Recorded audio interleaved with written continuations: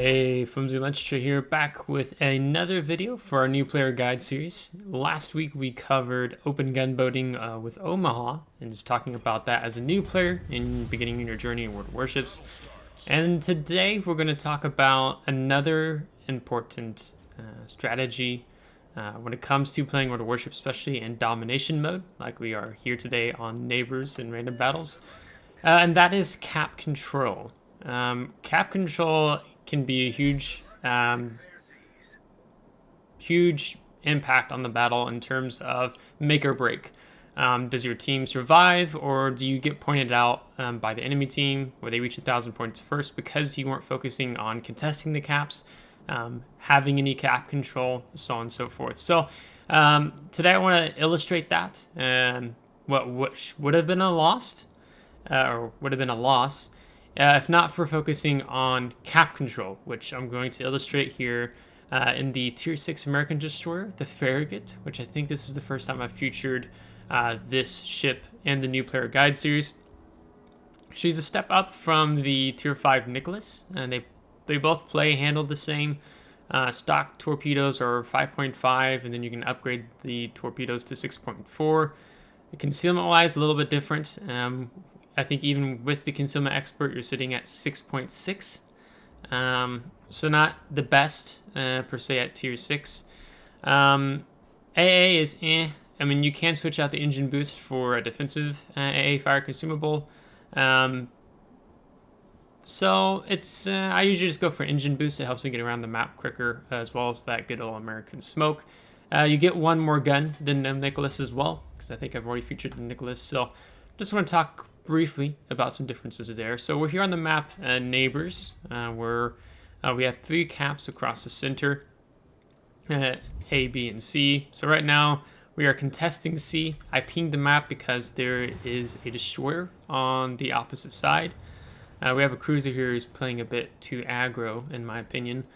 We haven't spotted any enemy ships to the south at A. Here we can begin to see what ships are turning up here at Charlie. So it's important to kind of take your time at first. Okay, here's the scan. But to find out what the enemy team's up to, what they're doing. So this Aoba is playing way too aggressive. He's showing way too much side. So is the Furataku who's coming out, because the battle has just started and they're showing a lot of broadside to these battleships and cruisers over here behind Sea Cap. So one of the things I like to do with this map when I'm on this flank is using this island as coverage. So we spotted this gun, we reverse back. It's often sometimes you can stick your nose out and catch a torpedo, so it's important to keep that in mind. So we're just sitting here for now. I don't want to expose myself. I want to get the cap before I do anything aggressive. I don't want to get reset. We spotted for example by the Scan if he decides to push back in, so on and so forth. So we're gonna inch out here, see what's going on, and there indeed is the Scan coming back. So we're gonna start shooting him. This guy's engine boost going from the looks of it. I need to call focus fire. I haven't done that yet. I'm kind of surprised. But we need to focus him out. He's pinned between me and an island. So that is the worst place for a destroyer to be in, when you can't just instantly turn away and disengage. The Scan doesn't have any smoke screen, so that really puts him at a disadvantage here. And because he didn't play wisely there, it is going to cost him his ship. So if we got rid of him, we got rid of the destroyer. So now I don't have to worry about a destroyer sneaking back onto this cap. As you can see, there's only 2 destroyers. We've lost our other destroyer, probably down at A. And the enemy team has just lost their Scan up here. And looks like they've also lost a cruiser. So we're going to close back in on the island because we were shooting out in the open a little bit there. So we don't want to do anything we can do to help protect our survivability. One of the things that I always say that really helps destroyer players is by playing patient. A destroyer that's alive in the last half of the battle is much more impactful than the first half. I mean, unless the enemy team just does some really idiotic moves. And you're going to see me illustrate the importance of patience and just taking your time. So I'm kind of been lingering here. This battleship that's moved up into cap is getting too close. I'm just seeing what the enemy team is going to do. Are they being aggressive? Are they going to stall out there for a little bit because they outnumber us on this flank? But B cap is wide open. The enemy team has no destroyers, so that means I don't have to worry about accidentally stumbling across. So I can sneak down along this way, keeping in mind my concealment. And we can keep spotting for our allies here on the C flank, and we can sneak down and go grab the B cap.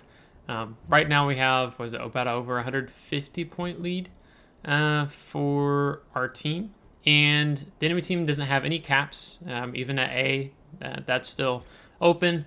So for myself, one of the great ways to help ensure your team winning is the concept of cap control. So even if your entire enemy team dies, but you are controlling the caps as a destroyer, you have a lot of power in your hands because you're really controlling the match despite what other ships want to do, because now only cruisers and battleships are alive.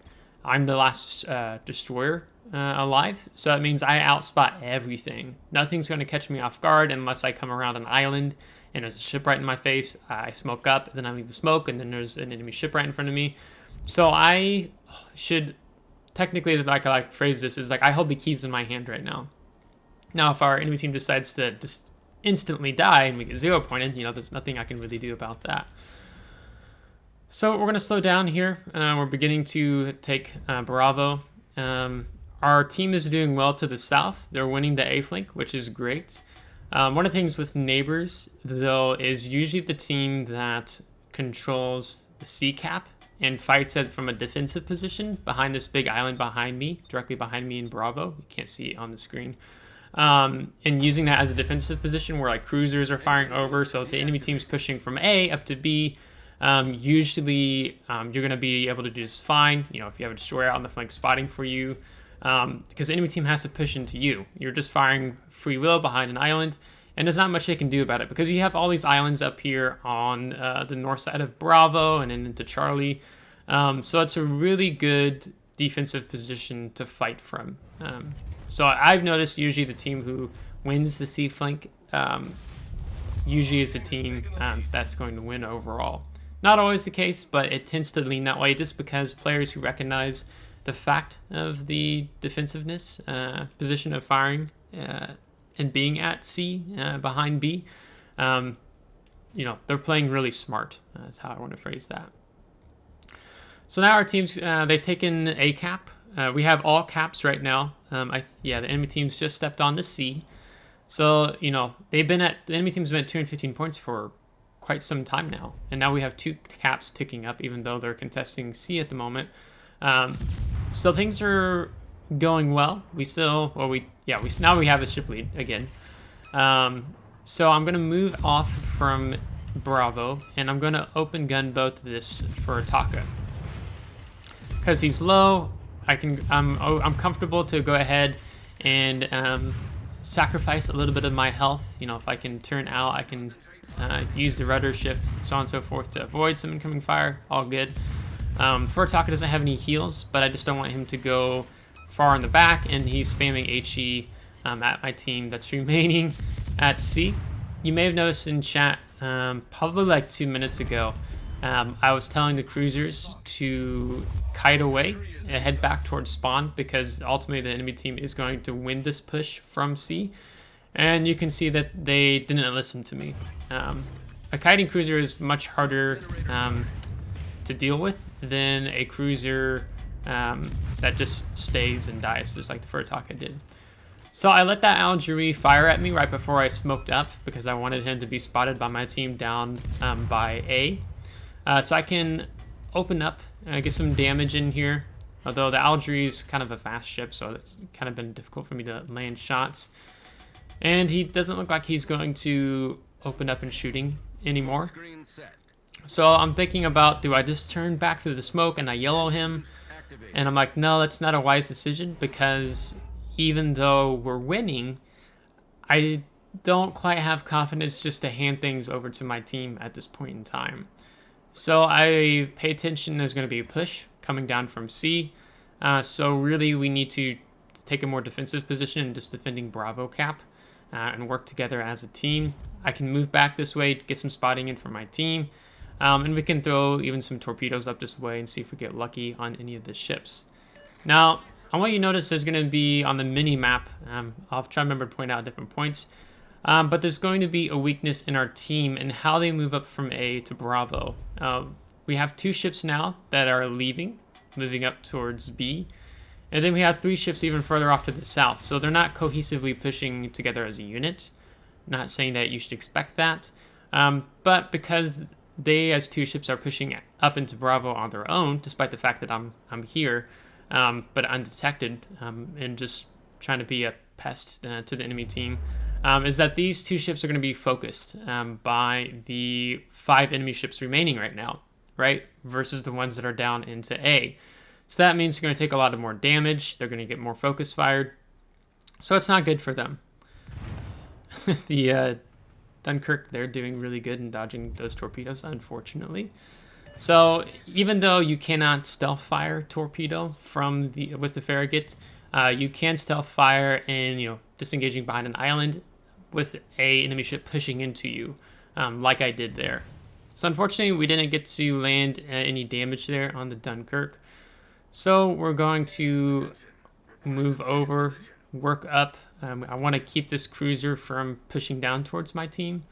And also moving this way helps me spot the enemy team behind the island at Bravo. So, I mean, here you see the Dunkirk. He's doing exactly what I would say. And it's hard to detect the other enemy ships in C that are moving down to B because of all these islands. So, again, it's really a great position to fight from, and the enemy team is doing well with that. Now, and last time I pointed out, enemy team had 215 points. They're now up to just 239, and we are over 760. So they are really behind when it comes to cap control. So it's not, even though things look favorable for them at the moment, it can still be rather stretched because we're winning 3 minutes. Now this Algerie gets blapped, bringing his health pool down. So not that I'm trying to kill steal, but I just want to go ahead and get rid of him. So he doesn't get any more shots, any more damage off to my team. You can see the 2 ships that are in Bravo are really low on their health pool. In fact, you have the Heinrich and the Dunkirks are going to be pushing down into them. So there goes the Indracht, and then here comes the Heinrich, and then both the Dunkirks. They're working really well together as a team and pushing together as one unit, and now there's just that one battleship remaining in Bravo, and he's not going to be able to tank all 3 of them. Now we have this Derflinger, and that's moving over with this island here, and I'm seeing there goes the Nagato, and I'm seeing that it's not good. We have a Bayern pushing into Bravo now by himself, as our other 2 ships are even further down to the south on the mini-map. So it's not good. This Bayern's going to get focused now. This Derflinger is opening shots up on the team that's pushing down further to the south. So I'm trying to see if I can close the distance here and maybe dump some torpedoes off, but the Derflinger is beginning to reverse. So in the moment, I'm going to go ahead and decide I need to try to distract him so my team takes less damage. So I'm going to start open gunboating him as I move up around behind. Kind of my goal, my mind is usually when I'm working, my focus only isn't I'm just going to open gunboat, try to distract the ship. But I've already planned in my mind the next move. That's really helpful in World of Warships. What is the next move you as a player are going to do? Let's say this Derflinger immediately dies or something like that. But I've already decided I want to push up. The first goal when I was moving up this flank, it was to kind of keep the cruiser from pushing in, and then it was spotting for the enemy team pushing down from C to B. And now we've made the decision we're going to open gunboat. And the next decision I have is I'm going to swing in behind this Derflinger, and I'm going to cap C, because I'm still focusing on cap control because I don't like the way things are going for our team, as now we've lost the Bayern. They did take out the Heinrich, but now we have both of the Dunkirks that are working together in the division, and they're going to be a real challenge for our team to handle with.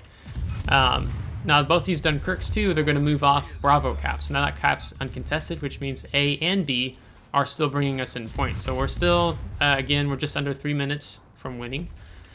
We've pushed the Derflinger back and being a bit of a nuisance there. I popped my engine boost that I want to be able to gain speed.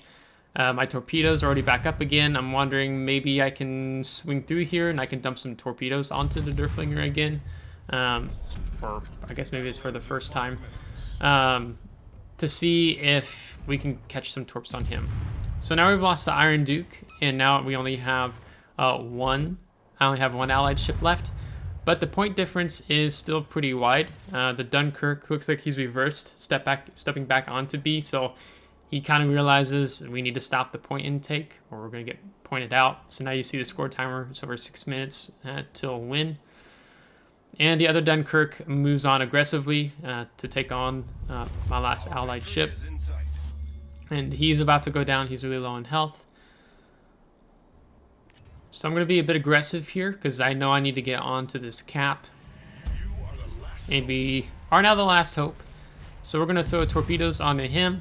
I'm going to go ahead and open up. His turrets aren't even facing me, so I can take these shots, even though his secondaries are going to get some shots off on. But I only dumped one torpedo set. I want to hang on to the second set. I'm kind of wondering here, should I go around the island and try to get torps off on the Derflinger behind? And we have just underneath 4 minutes of the match remaining. We win in 3. And I'm thinking maybe the best play here is to just focus on taking the cap. So now you see me disengaging, or I cut the throttle. I want to turn out. I still have 2 smoke screens left at this point in time, which is really good. I have my AA off, so he doesn't have any ideas of where I'm at. Players will use the air depth charge strike to try to figure out by seeing the AA fire in air where you might be. The enemy team has stepped onto Bravo again for like the 3rd or 4th time. And again, contesting our points. But we are still in control of this match because of retaining the caps. So I thought about even dumping my 3rd set of torps around the side of the island. I guess I should have since the Derflinger didn't coming out. But I'm hugging this island. You can see we took no damage there, but I'm hugging the island, so if something like that happened, I can go dark instantly. Okay, so we've taken Charlie Cap again. The enemy team is only on B. We have a win in 2 minutes, and the match is over in 2.5 minutes right now. So basically, the enemy team at this point, they have to kill me to win. Though I am a little concerned if they can make up the points difference. If they step on a C, because my plan is to step off of it. So I'm not entirely sure right now. I was kind of, when I played this match, I was hoping it'd be relaxing, but 1 versus 3. Now, if there's one more enemy ship left, then there's a chance of getting the Metal Solar Warrior achievement, which is a really hard one. It means you win with 4 enemy ships remaining in the battle, and you're the last ship. So I'm trying to figure out, where did this Derflinger go? He's back behind the island. Is he going to keep turning out this way, or is he going behind it? So the best decision here would be for me just to run. But in the moment, I wanted to ensure the wins, and I still have enough health pool to spare taking a battleship salvo.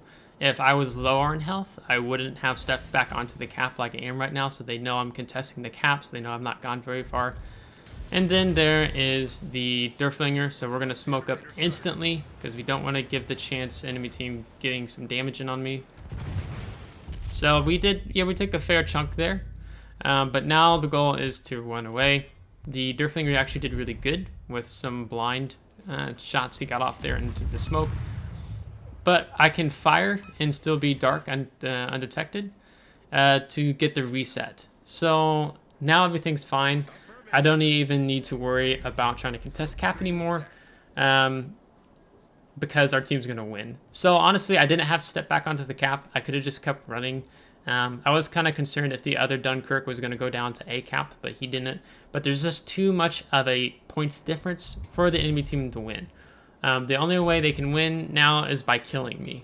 And so that is why when you're in a position like this, when the enemy team wasn't focusing on caps, like they only had 2 caps throughout this entire battle. You know, they just got C for the most part, Bravo for a little bit.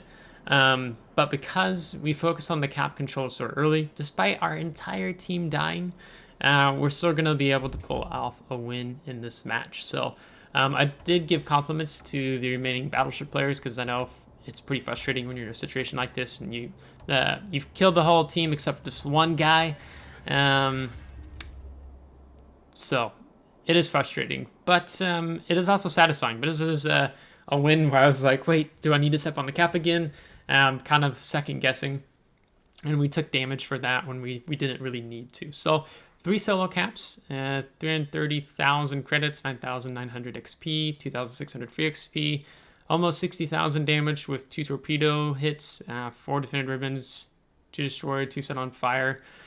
So that whole time we were really just focusing on controlling the pace of the battle. I was thinking long term, and that's caps. When you are controlling caps, that means you're thinking long term. In that sense. So over 1900 base experience, really good for tier 6. That's even really good for a tier 10 battle. So yeah, it was satisfying. It was a lot of nerves in that when you see things going south, but it's important to try to keep calm and know that at the end there we had it because we had cap control.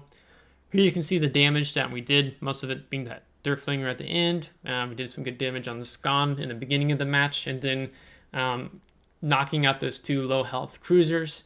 So all in all, a really good match, and here you see the credits and experience. So this is the importance of cap control in World of Warships. It's really important to pay attention, to have map awareness, to see what's unfolding. So you saw, or in this video, multiple times I've referenced the mini map and seeing what was happening. We saw that B was wide open, so we disengaged from C cap, went and capped Bravo, focused on spotting for our team, taking out the low health cruisers, being a pain, trying to distract the enemy battleships and trying to get them to shoot at me, came back in, capped C.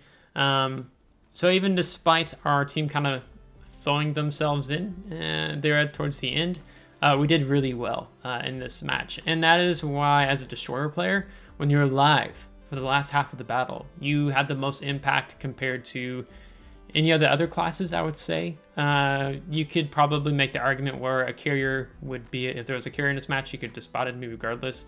And that is true, but a carrier can't cap with planes, is what I'm saying. So he'd have to use his whole ship to get the cap. So that is why I think destroyers have become my favorite class to play now, because I feel like I can control the outcome of the battle much more than what I could in a battleship or even a cruiser to a certain extent. So if you liked today's video, give it a thumbs up. If you did not, give it a thumbs down. Subscribe if you do want to see more.